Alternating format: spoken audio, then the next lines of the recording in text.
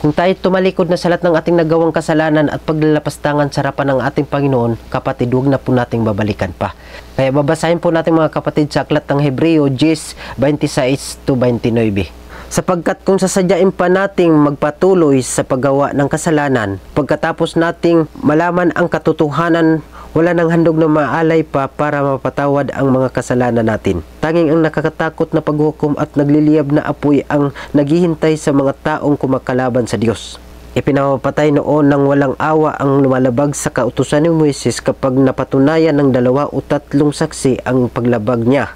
29. Gaano pa kaya kabigat ang parusang tatanggapin ng taong lumalapastangan sa anak ng Diyos at nagpawalang halaga sa dugo, na nagpatibay sa kasunduan ng Diyos at naglinis sa mga kasalanan niya? Talagang mas mabigat ang parusa ng mga taong ito na humahamak sa maawaing banal na espiritu.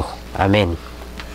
Kaya pala, huwag na po pala natin balikan ang mga pagpalapastangan natin sa Panginoon, ang ating mga nagawang kasalanan noon para sa Panginoon. Kung nagbago na tayo, ipagpatuloy na po natin sa harapan ng ating Panginoon, kasi nakakatakot po ang kapalit ng paglalapastangan at ang kasalanan natin sa Panginoon. Kasi nakatakot ang parusa ng Panginoon sa lahat ng ating nagawang kasalanan at paglalapastangan sa Kanya. Basahin po natin muli ang Hebreos 6:4-6 upang di natin talikuran ang ating Panginoon.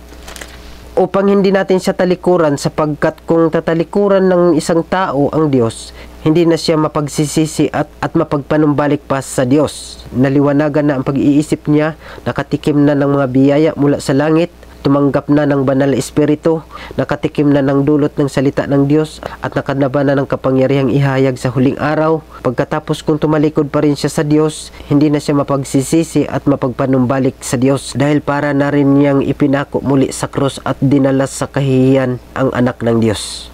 Kaya yun pala mga kapatid, kaya kung tumalikod na tayo sa ating mga pagkakasala o paglalapastangan sa ating mahal na Panginoon, huwag na po tayong bumalik pa at sasadyain natin ang ating pagkakasala sa harapan ng Panginoon, kasi wala na po itong kapatawaran sa harapan ng ating Panginoon. Kaya mga kapatid, kung tayo naglingkod na sa Panginoon ngayon, lubos-lubusin na po natin hanggang sa huling hininga natin, hanggang sa huling mga araw natin sa mundong ito. Magpapatuloy po tayo sa ating Panginoon na mayroong katapatan, na paglilingkod sa ating Panginoon at sumusunod sa naayon sa Kanyang kalooban sa lahat ng panahon o antas ng ating pamumuhay sa mundong ito. Kaya mga kapatid, maraming salamat sa iyong pagkinig at panonood. Sana maunawaan mo ito at maitimo mo sa puso't isipan mo at makilala at lalim ka sa panampalataya sa ating Panginoon. God bless us all. Peace.